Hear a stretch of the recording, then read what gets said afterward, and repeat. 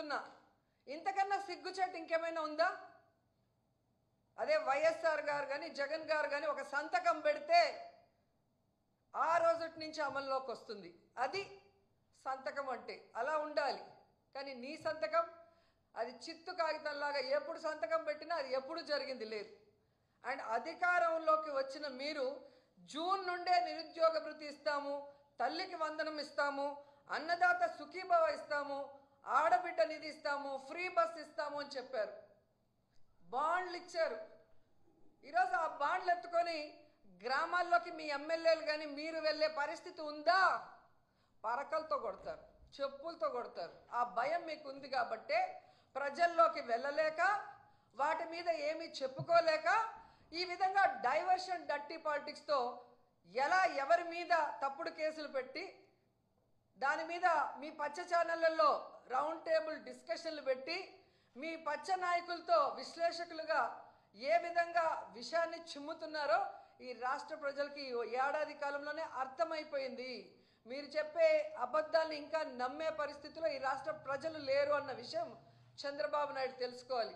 అది పక్కన పెట్టేసి సంకలు గుద్దుకుంటూ ఈరోజు అందరి మీద దాడులు చేస్తూ మాట్లాడిన అందరి మీద కేసులు పెట్టుకుంటూ పోతే ఫైనల్గా మీరు, మీ కుటుంబం, మీకు సపోర్ట్ చేసిన పోలీసులు అందరూ కూడా జైల్లో ఉంటారని కూడా అందరూ తెలుసుకోవాలి. ఎందుకంటే తప్పులతో ఒకరి మీద నింద వేసి లోపల పెట్టాలనుకుంటే హైకోర్టు, సుప్రీంకోర్టు కూడా ఒప్పుకోదు. ఒక ఏడాదిలోనే హైకోర్టు 6 సార్లు మీ ప్రభుత్వానికి అక్షింతలు వేసింది. పోసాని కృష్ణమురళి గారి కేసులో కానీ, ఒక సోషల్ మీడియా యాక్టివిస్ట్ని మీరు ఏ విధంగా హెరాస్ చేశారో ఆ విషయంలో కానీ, నిన్న మొన్నట్లో 60 ఏళ్ళు పైబడిన వాళ్ళని మీరు హెరాస్ చేయకూడదు, ఇంటికి వెళ్ళి విచారించాలి, ఇవన్నీ కూడా తప్పుడు సాక్ష్యాలతో వేధింపులు చేసిన పోలీసులకు కూడా ఏ విధంగా హైకోర్టు అక్షింతలు పెట్టిందో ఈ రాష్ట్ర ప్రజలందరూ కూడా గమనించారు. అలాగే సుప్రీంకోర్టులో మీరు లడ్డూలో ఏదో కలిసింది అని అబద్ధం చెప్పి మీ రాజకీయ లబ్ధి కోసం కలియుగ దైవం వెంకటేశ్వర స్వామితో చెలగాటమాడినప్పుడు కూడా మీ మీద ఒక సీఎంగా ఉన్నా కూడా మీకు సుప్రీంకోర్టు ఏ విధంగా అక్షింతలు వేసిందో ఒకసారి గుర్తుపెట్టుకోండి. కాబట్టి మీ పైన ఒక వ్యవస్థ ఉంది. మీరు అనుకున్నట్టు చేసేస్తాం, ఏదైనా మేము చేయగలమంటే అది కొన్ని రోజులే. ఈరోజు నేను మోడీ గారిని 2 చేతులెత్తి రిక్వెస్ట్ చేస్తున్నాను. సార్ మోడీ గారు, మీరు పార్లమెంట్లో ఒక స్పీచ్ ఇచ్చారు, అది రాష్ట్ర ప్రజలందరూ కూడా విన్నారు. చంద్రబాబు నాయుడు ఈ రాష్ట్రాన్ని ఎలా దోచుకున్నాడు, ఏటీఎం లాగా ఎలా వాడుకుంటున్నాడు, ఏ విధంగా సర్వనాశనం చేస్తున్నారో మీరు చెప్పారు గతంలో.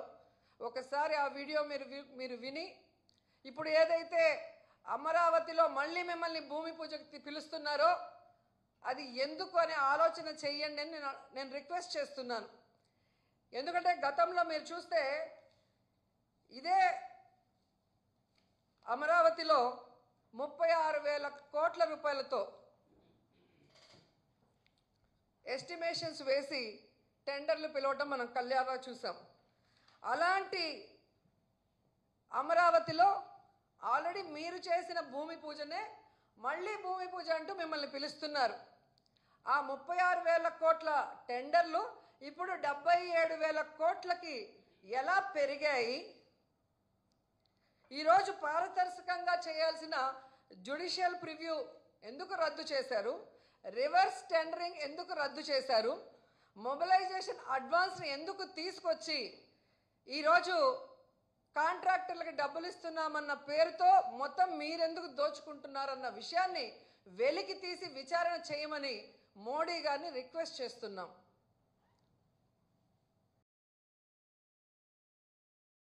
అమరావతి అనేది అన్ని వర్గాల వారికి సంబంధించింది.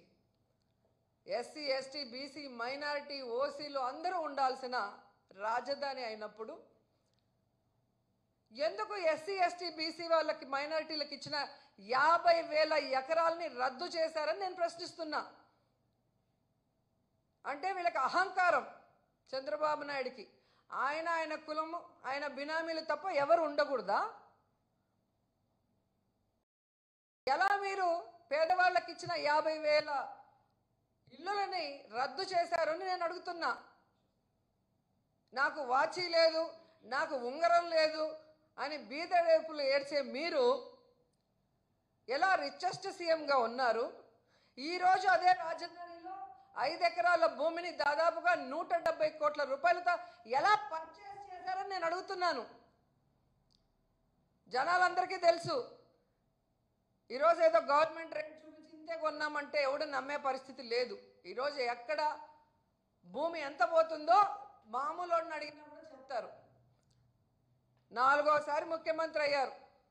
ఏ రోజైనా రాష్ట్రంలో ఇల్లు పెట్టుకోవాలి, రాష్ట్రంలో ఓటు పెట్టుకోవాలన్న ఆలోచన మీకు కానీ మీతో జత కలిసిన జనసేన పార్టీ ఎవ్వరికీ లేదు.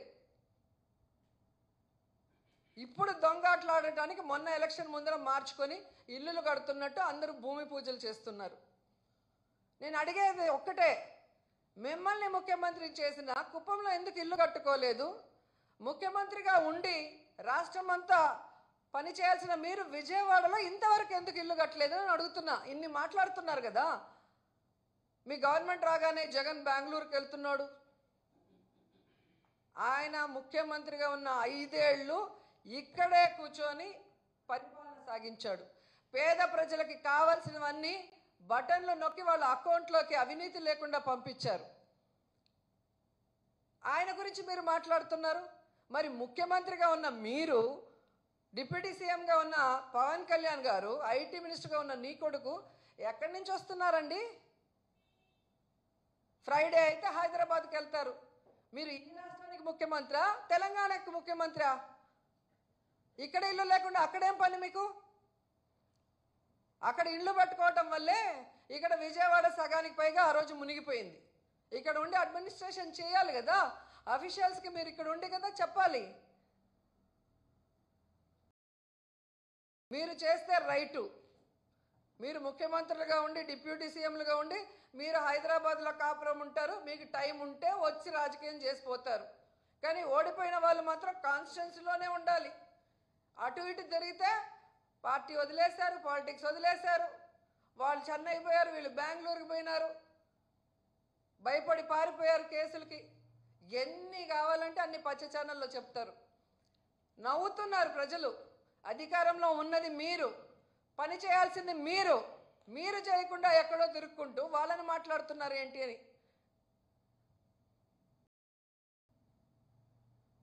సో ఈరోజు చంద్రబాబు నాయుడికి డైరెక్ట్గా చెప్తున్నాను, అయ్యా ముఖ్యమంత్రి గారు, నిజంగా మీకు విజన్ ఉంది, విస్తరాకుల కట్టుందని చెప్పుకుంటారు కదా.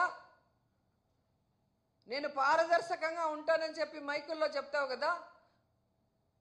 తప్పుడు సాక్ష్యాలతో మనుషుల్ని టార్గెట్ చేసి తప్పుడు కేసులు పెట్టి విచారించడం కాదు. ఏవైతే ఆల్రెడీ మీ మీద కేసులు ఉన్నాయో, స్కిల్ స్కామ్ కానీ, స్కిల్ డెవలప్మెంట్ స్కామ్ కానీ,